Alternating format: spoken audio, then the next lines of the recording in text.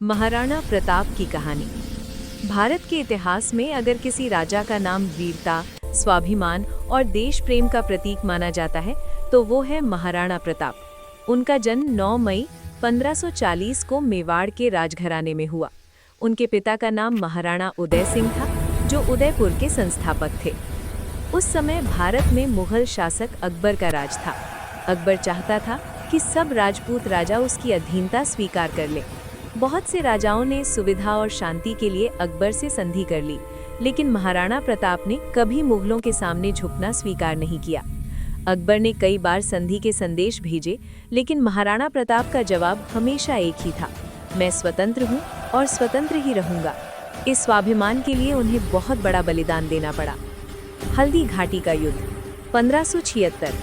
अकबर ने अपनी सेना भेजी, जिसका नेतृत्व मानसिंह कर रहे थे। महाराणा प्रताप के पास सेना कम थी, साधन कम थे, फिर भी उन्होंने हार नहीं मानी। हल्दी घाटी के मैदान में भयानक युद्ध हुआ।